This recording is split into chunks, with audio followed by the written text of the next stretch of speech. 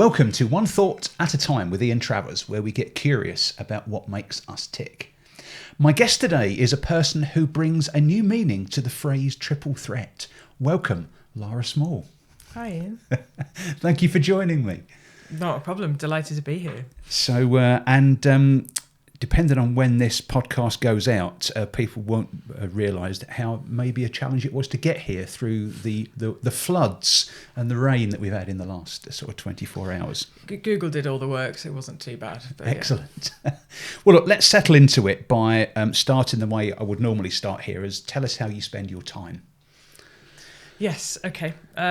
So I like to describe my life in kind of a Venn diagram of bubbles. Mm-hmm. And I've recently decided there's a fourth, so I think I'm going to go with quadruple threat. Okay, right. But I don't intend to mean that in a threatening way, to be fair. So Lara's life is in different coloured bubbles. The first one is probably, we'll call it the big Rolls-Royce bubble. So like you'd argue like the corporate career part of it. I'm also an Army reservist and have been since 2005. So I've been part of the Royal Engineers for some time now. And then obviously a huge part of that is the motorbike element of it. That's been I would say a golden thread through a lot of my career. Yeah. Or just life in general, to be fair. And then I think that I've added the fourth bubble on today because it's become ever more paramount, is that friends and family piece and the you bit. I think I've become a bit obsessed with those three elements, but become ever more connected, especially with this recent injury, that fourth bubble is maybe the one that surrounds all those other three bubbles. Yeah. So maybe it's not so much an additional bubble, it is the one on which all the others sit, isn't it? Yeah. And for those who are listening rather than watching this, Lara mentioned injury. I can see her arm in a sling, and I'm sure we'll get into that a little bit more. Keyhole surgery about 48 hours ago. Yeah, roughly. Yeah, okay. Yeah, good. But feeling okay? We're great. Opiate-based painkillers are wonderful. Okay, so let's just unpack some of those. Let's just talk a bit about let's talk about the corporate one first of all. So this is engineering. Yes. So tell us a bit about that, how you got into that. I think my parents would probably describe me as quite a kind of I say tangible or hands-on kind of child. So I'd be building Lego and Connects and some kind of crazy stuff all over my bedroom, and so I've always been interested in the physical part of kind of engineering. And then I was lucky enough to be born in Jersey, and there was an air show that they would be held every year, and along our one of us on the south coast is a really natural amphitheatre in the coastline. Okay. So a big circular kind of space in the coast. And then the Harrier jump jet along with the red arrows. But the Harrier was the spine-tingling moment where you watch it hover and bow in front of that crowd. It's just that connection with aerospace and the feeling of power and thrust and the kind of way that makes you move or way you are moved. And then tie that in with my connection with motorbikes. So when I could only cycle, I attached a piece of cardboard to the rear axle of the rear frame of my bike. So when the spokes went round, the cardboard would catch on the spokes. So I'd have something that sounded like a single cylinder, like Harley, like pop, pop, pop. I'm so glad that I was not the only person to do that. I used to do it with, used to collect like football cards. I think there were playing cards and clothes pegs. Yep. Yeah. Exactly how I did it. Yeah. And I used to just ride around my estate, like just finding it hilarious and going downhill so it would get faster. And so that all led to, I was a bit confused at GCSE and A-level time, to be honest. I did GCSEs and then A-levels in biology, psychology and geography, and I just a little bit lost. And I was due to go and do psychology at university at Manchester, and I just never bit the bullet. I think that was the first challenge of going against the travelator of, obviously I have I'm very grateful for the education my parents put me through and the opportunity to go to uni. But it didn't quite make sense. So I didn't go, and my friends kind of left, and I was in Jersey, to be honest, working nightclubs during the evening, and then sunbathing on the beach. So there was, say there was a pause in proceedings. Yes. I managed to get a job in an accountancy firm because Jersey's obviously an opportunity for different financial investments. Yes. And I also worked in an insurance company, and they're all the kind of, you try and figure out what career might be there and staying on the island. And eventually there's a louder voice, not the loudest, but a voice going, okay, I think that isn't quite right for you. Yeah. So I finally made the first step in making this connection towards me and engineering. Okay. So that's what led me to going to uni. So I went to the University of the West of England in Bristol to do a foundation year. So I have to make sure I count this properly. So 1 year in foundation, then 2 academic years at uni. So then 3 years in, then a year in industry, where I was lucky enough to convince Rolls-Royce to give me that sandwich year. Right. And then a further 2 years to do my final year and my master's. Okay. So I think we've got to 6 years, haven't we? Right. Okay. So close enough. And then that led to gaining a job at Rolls-Royce on their graduate scheme. And would that was in aerospace? Yes. So it was in the aero side of the business for sure. And your environment then. So were you encouraged into university? What was the influence from parents? They're very much of the attitude of whatever makes you happy. There wasn't really particularly encouragement. The desire to leave was probably provocated by sometimes where you live can end up feeling a little bit too small, like you've kind of outgrown it. And either, a lot of my friends are very contented because it's an absolutely beautiful place to live, but I feel like there was just a little bit more that I wanted to be part of. So I hadn't really found a connection with a career on the island because you're typically going to go and specialise in finance. But no, it was, I just felt like it was time to just spread your wings a bit. Okay. So off it was then to university for a long and protracted. How then did the military side appear? Yeah, so there was a brief time when I was part of the Air Cadets in Jersey. So there's a fantastic squadron called Number 7 Overseas Squadron, and I joined there when I was like 13 or something, and made that initial connection with a kind of fun stuff you can do with the military, and that first taste of a little bit of discipline and uniform and preparedness and marching around and doing exactly the stuff that community groups are great for in kind of developing young adolescents. Yeah. So that was the first connection with the military, but when it really sunk in was Freshers' Fair, actually. Okay. So I can only really conclude that I probably walked the wrong way around.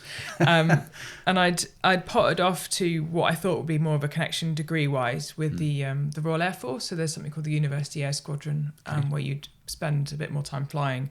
But because I was on this foundation year of like year naught of what would be 6 years in total, they didn't really let me in. They said I didn't have a full degree, that you need at least 2 years, 2 years on the back of it. And then I went to the officer training course. So there was a very, very exuberant officer cadet who just kind of scooped me in because I was looking for something to do, i.e. something sporty. Yeah. And she was like, you can get paid to do all of that. And I was like, oh, okay, sound. I would like to play hockey, please. And that kind of led to me signing up. And I don't think they checked how many years I had to do at uni, because the foundation year was like a pass or fail. If you failed, you'd go back home. But that resulted in me turning up to Bristol University Officer Training Corps, and I started we do Wednesdays, basically Wednesday afternoons and weekends, running around in a field. Right. So officer training then. Yes. So then tell me how that went. So, because now, am I right in thinking that is it major? Within? I am. Okay. Yeah, I am. So, wow, what a journey. So tell us a bit about that journey. I'd really love to, actually. Because there's a first, major life lesson, actually, in what the Army's taught me. And I'm so grateful. So grateful. But as I described before, the University Officer Training Corps is scheduled around your academic career, so academic timetable, or annualized calendar. So you learn how to be a soldier and then they develop you into being a leader. Throughout, let's say, traditionally a 3-year degree. So year 1 is basic battlefield drills. So how to look after yourself in the field, and prepare yourself and administrate yourself, and then how to, operate a weapon system in the direction of the enemy and perform as a platoon, which involves the coordination of about 30 people, split into 3 groups, led by one person, to defeat an enemy position. It's a very traditional maneuverist approach of military tactics. Okay. That's year 1. And then year 2 is the theory of how to deliver that safely. So the point of military activity is obviously to defeat the enemy, but you do that in a way to preserve life. And in order to move across the ground, and it's really hard not to move all these cups around and these these desk bits without fearing audio problems. But you learn the theory of how the army wishes you to make those tactical decisions. Okay. And there's something called the 7 questions, or the combat estimate, right? Which is quite a controlled process that the military needs you to regurgitate very well. And that's what year 2 is all about. So this is kind of a standard, it's not a standard, if this happens, do that, but it's a standard way of thinking or approaching. Yes. Right. Yeah. So they want a level of control and methodology, because you need to do things in order to avoid crossfire. We call it blue on blue, but you need to operate in such a way that avoids that, and to fundamentally ensure success. And then year 3 is doing the 2 things together. So all your soldier skills and the ability to look after yourself, plus all the theory you've learned, you then go out into the field with 30 of you and you rotate around, both being a supporting position, like rifle. I'm going to say rifleman. I have a separate agenda about gender neutral pronouns, but we'll say rifleman for now. So you'll either be a part of the section, in a firing team, and then you'll rotate round to then be the platoon commander or the platoon sergeant, which involves a lot of all the ammunition or the medical recovery actions. So a platoon commander is typically the officer, and then platoon sergeant looks after actually makes the whole thing work, because you need, we call it G4 in the army or in the military, but it's the kind of ammunition, supply chain, food, rations, resources to get to where it needs to be. Brilliant. So how long has your military service been? So it has quite literally been 2005. So I attested, which is where you swear allegiance on the Bible to the Queen at the time. And so it's been quite some time. So still current? Absolutely, yes. And one of the best things about the reserve life is that as long as you communicate effectively what your plans are, you can take time out of the army and come back into the army. You submit a leave of absence, which involves a nice polite letter to your senior commander, your commanding officer. And where I had the opportunity to travel with work, so I spent 6 months in Vietnam and 6 months in Canada, you just basically say, I'm going to go away for a bit. This is when I'm coming back, and this is why I'll return to service. That's brilliant. Yeah, so it's a great thing to have. Highlights from that. What do you think? I guess 2 questions. What do you think have been your biggest influences during that time, and who has been your biggest influence during that time? I think I'll steer that ever so slightly into one of the things I wanted to say in terms of the benefits of being in the military. That's kind of changed me a little bit, and I'm more acutely aware of it now. So I went through the first years of the officer training corps, and I'd spent, because of quite a long degree, I'd done all the training, and then I thought, well, I could either leave as an officer cadet or I could try and finish the job, as it were, because it's called the Officer Training Corps for a reason, and the intent is to get some students to Sandhurst. I opted to have a crack at Sandhurst, and I went in, I think it must have been around 2010, roughly. Okay. So to get to Sandhurst, you have to do this 5-day exercise or something. It's like you go and live in the field for 5 days and 5 nights. Doesn't feel like much, but it's cheeky. It's meant to test you. Yeah. So you kind of get through that. It's called mod 3. Some of the language has changed now. Mod 3. And then you go and do Module 4 at Sandhurst. You get kind of verified by the centralised training, basically. And I got through that Sandhurst element of it until the last day, where they all called us into this big room to let us know what the situation was with commissioning. And my name got called out along with a couple of others. And I got kind of marched down this corridor and told some quite disappointing news that after my years of getting to this point and the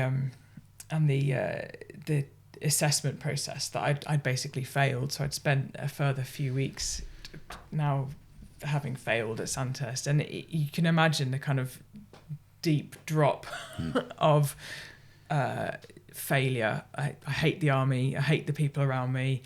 Why does this happen? What went wrong? That was all the emotion coming out at the time. I hate the whole process. I don't want to do this anymore. And I had a big old falling out. And you realise after moments of digestion and reflection, you realise, well, actually, it's not really the system, is it, or the people around you? Maybe you should look in the mirror, Lara, and maybe have a bit of a think about why that might have happened. And that's where the reality kicked in of, actually, you do have quite a bad attitude. Actually, you weren't much of a team player when you weren't in a leadership position. Actually, you didn't pull your weight, did you? Were you just coasting or were you just playing up to the fact that when you had to perform, you did it then? Did you really help the people around you? And that was a full-on blow to the reality of, you're not a leader unless you're a team player. It's called serve to lead for a reason, and I did not exemplify those behaviours. And although it was a proper kick, it's exactly what I needed to happen. And has that been quite a pivotal moment? Huge, absolutely huge. And I think that. Yeah, it really was. It was a kind of a tough time, because it was a proper reset, because I'd spent quite a lot of time in the army up to that point, and there was a long period of blaming others for ages. Like, why didn't someone tell me I was like this? Or what? It's fascinating. What stopped you giving up? Because of the belligerence to achieve. I didn't want to leave on. That was it. Yeah. After the kind of the healing process of bringing my ego back together, it was like, I've got to give this another go, because why would I? Like, I couldn't let it drop. Right. I just came back to it, and so it's a big old slice of humble pie. I do love pie, but not that kind of pie. And I think I tried again about a year or so later, which included running through that disgusting 5-day exercise to get back into Santa. So there's a full reset. Right, we're going back in again, and we royal we, brilliant. Yeah. I came back in, and the second time round, I wasn't gleaming, but I knew what effort I needed to put in. And instead of squaring myself away and being in my room in the accommodation hall, just doing my own thing, I was out every night, knowing what was going. I was too embarrassed to tell people I was there for a second time, right. And I think this is the first time I've really publicly gone about declaring this. Right. But I'm okay with it now, because it's a really important lesson. Yeah. And I was helping, just making a conscious effort to help people as much as possible. Yeah. Because there's so much late night laminating. Yes. We love a laminated map in the army. Late night ironing, late night orders prep, all of that. And whilst I still wasn't perfect, I couldn't. Sometimes who you are can't be just fixed in an instant. Yeah. But I could recognise I was more aware of those behaviours, and so where I could recognise it, I was like, right, chip in, help people get stuff moving. And I guess there was a bit of this as well, that failure here was not an option. Correct. So it's a case of you go in, I guess what we'd call 110%. Yeah. And it changed my desire to finish that, and was stronger than ever. And I was, instead of just being almost like kind of there by, I'll give this a go, I was there because I really wanted to be there. And the scary bit was when they called us into that room at the end of the commissioning process. My name got called out again. I was like, oh God, like a proper heart-dropping moment. And I got sent down the same corridor to the same room. I can't quite remember that. I think that had all just been rinsed from the memory of like, but similar kind of corridor down to the end of where the officer commanding would sit for the platoon, and I was kind of paraded in and made to stand up straight, the usual, and salute. And then he told me to stand at ease, and then came and shook my hand and said, "Well done. We know you come back here and you've passed and you'll be commissioning." And it honestly was such a sense of, I've made it. We're here. We're here. And that is that kind of life reset of and the way the army kind of breaks you down, builds you back up and does it properly has set me on the right stead to come to where I am now. And I think I'm possibly a better person, a better team player, and arguably a better leader for it. So with all that happening now, with the military side, and you've kind of got your fingers and you've pulled yourself up, and you're now on that plateau. Yeah. I'm guessing there's some more hills to now climb. The person that I see across the table from me is not someone who says, "Oh, we've arrived, that's it." So somewhere in here, the motorcycling must have appeared.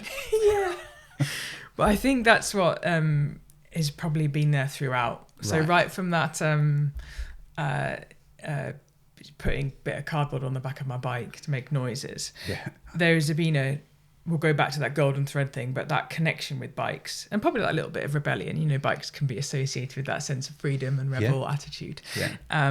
But they've always been there, and the more I think about it, the more blatant clarity that the freedom of two wheels has been there. My parents will gladly recall that I ruined Christmas once because I'd had my DT125 Yamaha 2-stroke kind of dirt tracky bike confiscated because I'd found one. I'd saved up for it by working in a co-op in Jersey. It was in terrible state of disrepair. Just really bad. I could make a very long list of that. And it had been confiscated because I'd fallen off it, put a hole in my leg, got gangrene or I'd been hospitalised in an isolated ward, and I just needed to be back on my bike, and I'd broken into the garage using the only tools I had available, which was a stiletto.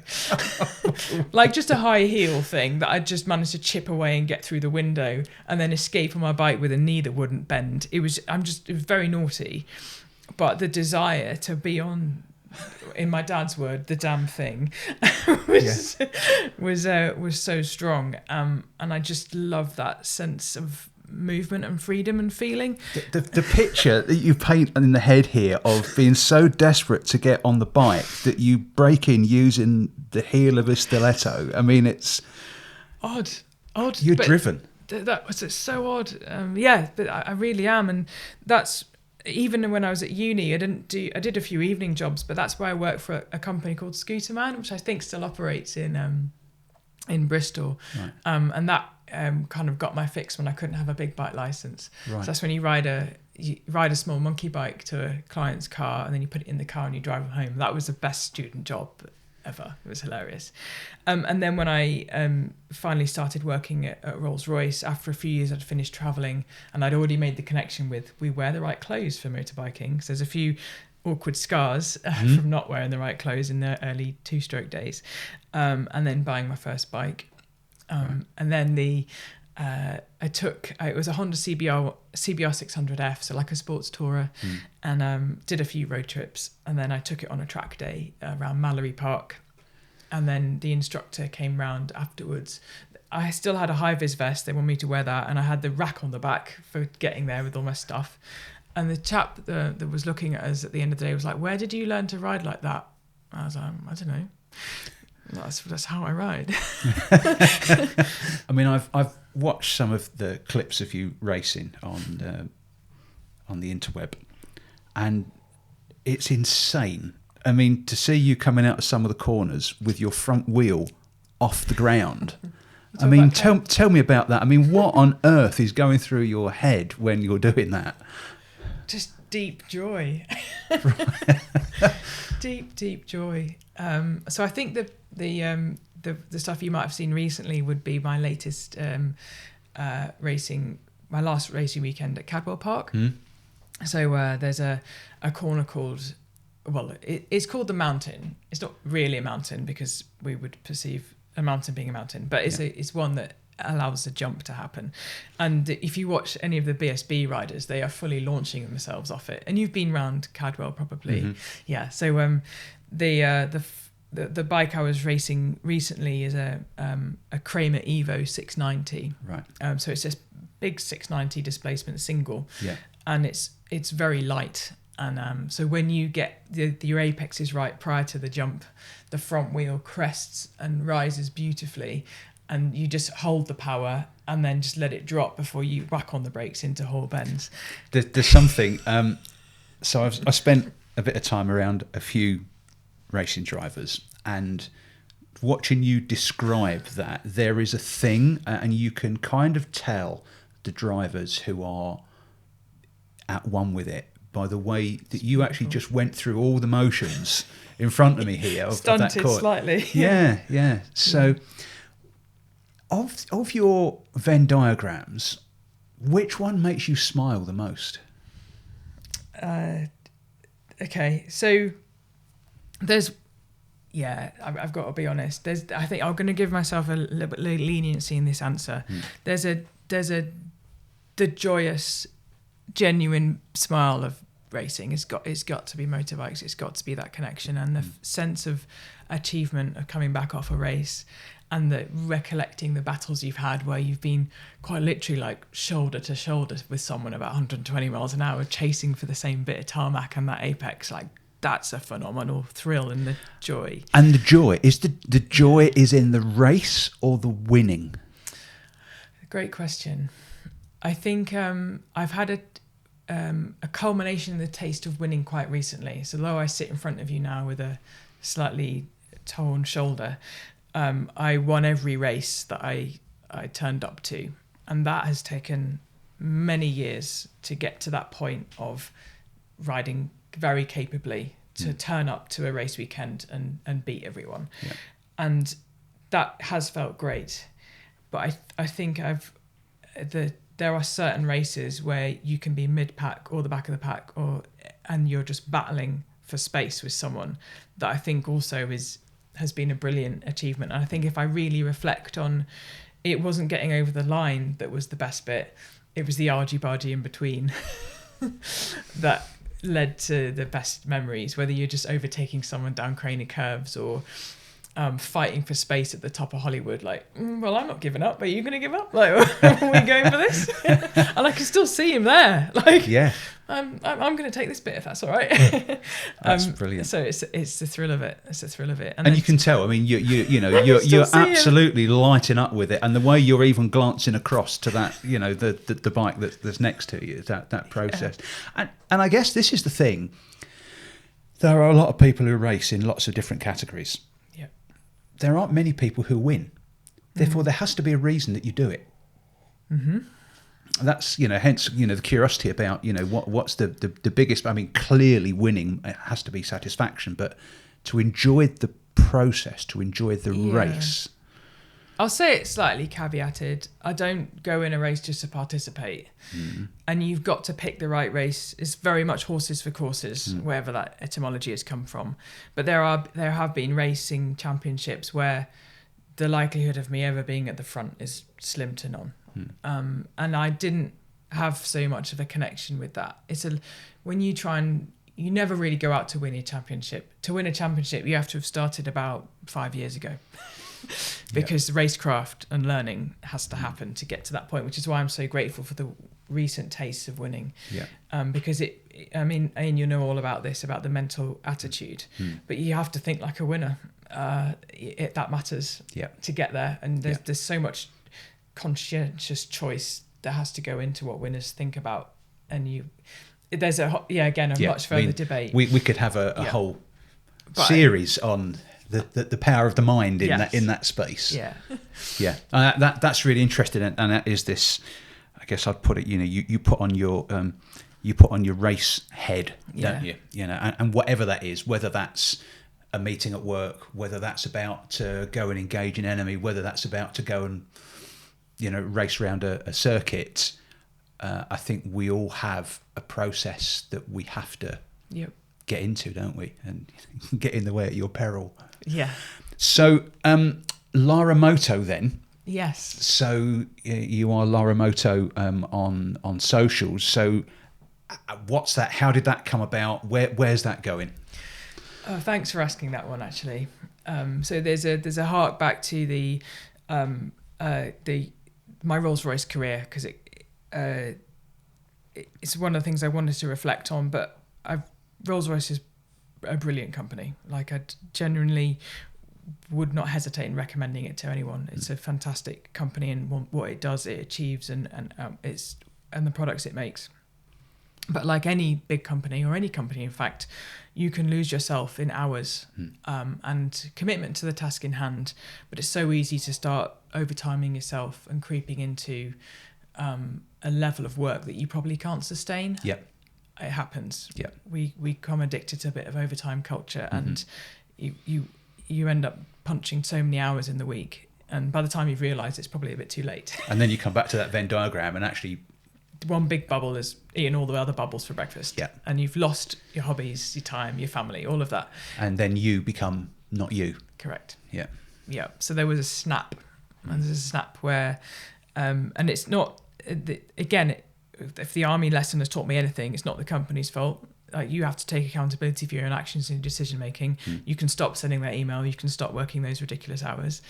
Yeah. I don't want to take away the fact that being focused on a mission or achievement or objective or deliverable needs a discretionary amount of time to get the job done. That's important. That's what we sign up for. Yeah. And that's what I'm grateful for in the surgeons that managed to fit me in last a few days ago, because they discretionally went above and beyond to get me fixed. Like, that's awesome. Yeah. And I'm really grateful for human nature in doing that. But there's times when you just got to stop. Yeah. And I let it go too far, to the point where I went to the doctors and just couldn't stop crying. Right. I was sat in front of the doctor, like, he was like, you probably should take some time off work. Right. Yeah. Literally just couldn't. It just reached breaking point. Yeah. And I hadn't really told anyone I was doing that many ridiculous hours. And my boss was surprised. He's like, oh, okay. And it's not his fault, because although it would have been nicer, and I think in their more mentally awareness time that we're in now, we can spot certain trigger symptoms in everyone. But it got signed off, and just stayed at home for a bit and let that decompression happen. And that's when I think I went on a motorbike holiday. So I've got an amazing group of mates at work, and they took me out to the Pyrenees on my Ducati Supersport, and I was out enjoying some twists up the side of these mountains. I was like, this is you. Like, you're very proud of your career, your degree, your engineering, all the stuff you've worked for. This is you. And I was like, I've got to do more of this. Like, that's amazing. How do I spend more time on a bike? And within that holiday period, which is why it's so good to take holidays and take time away from work, because you get the time for your brain to go, oh, there's other stuff. Not just another email. There's other stuff you can enjoy in this world that we have a limited lifetime on. I forget whose quote it was, but it's something like, the greatest things in the world were conceived in moments of silence. Yeah. So we have to create those. Exactly. And my moment of silence was arguably listening to the throb of a V-twin up a Pyrenees mountainside. But it's an L-twin, actually, but a separate story. I came back and I'd made a logo on the ferry of what my brand was going to be and what I was going to do. Right. All in that holiday. And I had, and then I made, like, Lara Moto happened. And I went to Fowler's in Bristol. Right. And I went to meet them, and I said, I've got nothing. I really like riding bikes. Here's a YouTube channel I've made, nothing in it. Please, can I ride your bikes and talk about them on camera? And so every weekend I was taking bikes out from Fowler's, riding them, talking some stuff about them, and then giving them back. And they were so good. The Fowler's team were like, yeah, sound. We'll let you have a go. And that was the first kind of that journey of just ask for it. What are you waiting for? Go and ask. Go and do the thing. Because what's the worst going to happen? Say no? Okay, fine. I'll go to another dealer then. And brilliant. And that created Lara Moto, and that created the YouTube progress. And whilst I haven't done too much on it recently, it gave me an outlet to almost like early that legacy you and I were talking about. It was like, I'm making a thing. Yeah. And it might be a mediocre thing, but it's a thing, and it's mine. And was I spending more time on bikes? Was I feeling happier at work because I had an agenda outside of work? Yes. So that, instead of that big old blue chip bubble, had just shrunk ever so slightly, and the motorbike bubble was getting bigger. So that Venn diagram, if it was a stool, had suddenly become a bit more balanced again. Yes, love a three-legged stool of work, rest and play. Yeah, there you go. Yeah. And just to finish off ever so slightly, because I ended up becoming more confident in front of the camera, and I can ride, I'm going to say exceptionally well. I'm a very good motorbike rider. Injury slightly outside of this, but that's the joys of this sport. I ended up getting picked up by 2 motorbike production companies, TV production companies. Right. One's called Motorbike TV, which is a kind of a growing show, but I was in a show last year with Charlie Borman. Worth looking into Motorbike TV. It's run by Tom Woodrow. He's based in I say based in Wales. Really be more specific, Lara, so I'll get back to me on that one. But I ended up recording a series with him and his team, and then I also got picked up by Bike World, which is a worldwide TV and YouTube production company. Wow. Because I started that little thing 4 years ago and just said yes to stuff. And that's where amazing. It gets you. And now I have been able to blend that Venn diagram into what I truly love, which is basically getting paid to ride a bike in front of a camera and talk about it. Fantastic. Because I had that breakdown moment there. Yeah, the recalibration. To then reset and go, you love this, keep doing it. And we got to here. And so you've only just begun then? Yes. Yeah, that's what I'm so excited about, because in the addition of finding a better balance in life, and again, why I think certain companies are just brilliant, is that I've asked for a reduction in hours so I can push a 4-day week agenda and just pull that balance back in of, I can probably do journalism on that spare day. I can probably do something with my bike world, and just challenging the norm of not Monday to Friday. It's now Monday, Tuesday, Wednesday off, Thursday, Friday. I'm going to see where that takes me. And then that might I'm really excited to explore what's going to happen next, for sure. I am too. And I mean, we could go on and on. I could talk to you for ages here. You must come back and tell us how it's going as well. I'd love to. Yeah. I know we are a little over time, but I want to just keep going a little bit because there's a couple of other things I just want to explore. So the question is, where does Lara Moto go next? If you just glance into the future, because understanding where you clearly do glance into the future. Yeah, you don't do no hills. Yeah. So what's the next plateau? What's the next climb that you've got? What does that look like? So there's a level of I don't think. Okay, I've visualized it a little bit. If I was going to describe it, it would be a presenter on Top Gear, roughly. Right. I know what Top Gear has changed ever so slightly, but if you're going to kind of do that would bring a definition to what I what I'd like to do. Yeah. But the reality is that's already kind of happening. I'm on a motorbike program which does the same thing. Yeah. It might not be as prime time as Top Gear is, but I'm basically presenting riding bikes. Yeah. Yeah. But that's happening. Yeah. And I'm going to just keep saying yes to it and what that means. But to balance it ever so slightly, there's what I do with Rolls-Royce. I work in nuclear, and we have a very, very strong mission purpose in what we achieve and we deliver every day. And I'm very grateful for the fact that I work for that company, and so I see a sense of balance. Yeah. Because motorbiking for all of its benefits, you are a very vulnerable passenger sometimes, and I sit here in front of you showing a vulnerability where someone crashed in front of me, and I've had to have surgery to get that fixed. And so there's a common sense approach of where I wish to balance my career just as much as my bike career. We'll see what happens. Yeah. But there's it's important to have something to, I'm going to say anxiously fall back on, but that baseline of my career is really important. I've worked really hard to get there. So I want to say yes to stuff, but I want to do it in balance with the academia and the education and the engineering and keeping that stall balanced. Yes, I think that's what it is, because so that's really important. So what happens next? I'm going to keep saying yes. And I'd love to say there was a particular agenda. I'm just going to keep having fun, Ian, because if I really add too much of a mission to it, it takes away what is the hobby. I just want to keep enjoying having fun on a bike. That's great, to keep having fun at whatever it is you're doing, and that's brilliant. And I suppose, you mentioned Charlie Borman. I suppose you've got some catching up to do, because I think he's broken quite a lot of his body, isn't he? Yes. Yeah, but I've spotted what the MotoGP riders now, and I'm what they wear in terms of airbag protection, which is shoulder, chest, hips, back, coccyx, the works, and I'm not riding without one anymore. I must admit, I was again, you don't know what you don't know, do you? And when I saw some of your content about the suits and suits with airbags in, like, wow.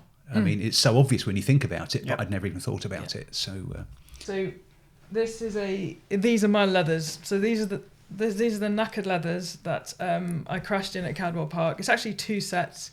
And there's a brilliant lady called Ali Bond Ashton on Facebook, and I sent her my leathers, and I now have a mega bag of a lifetime. That's amazing. Which is included, I wish I could point to it a bit better, but there's even a zip in the back hump for some essential. Oh, I can see it. So items. that bit there. Yeah, for those of you who are listening rather than watching, this won't make a lot of sense. But Lara's holding up what looked like a large sports holdall, which is made from her race overalls. And the bit we're looking at it's the bit that sits between the shoulders. Yeah. And there's a zip in the side of it. So she's put for essentials. It's fully lined with someone else's jeans, I think. And that, to me, I haven't even put it away. I just love looking at it because it just harbours so many memories. And these leathers have seen plenty of action, and I just love it. I had to bring it. So she just turns leathers into mega memories of bag, and that's just recycling, because really leathers don't really wash. They stand up by themselves after a while anyway. So it's just great to have it. It's amazing. That's great. Reused. Yeah. I'm glad you brought that. That's good. What a story. Yeah. And also there's some disc brakes that I've made into a clock that's gone onto the wall of my in my kitchen. So there's some wavy disc brakes that you can articulate. You can tell the time on and put a clock in the middle, and it just loves using stuff like that. So 2 last questions. Okay. Let me just first of all go for on this series we've been asking people to leave a question for subsequent guests. So the one I've actually changed my mind as we've talked on which one I'm going to ask you. So I'm going to go for this one, which is: have you discovered any practices that have helped you stay more focused and present in your daily life? Yes, I have. So I think I've always written it in my sometimes at the start of every year I write your goals for the year. I just write something down, and it's always been meditate more, do yoga more, and it never really happens. I kind of go out with a good intention, and so I've realised that you've got to make time in those margins to make a difference. So now, whenever there might be opportunity to wait for something to happen, I decide to reflect in that moment. One of them is refueling the car. An odd sense, not quite modern anymore, but I've got a big old Mercedes V8, which I love very much.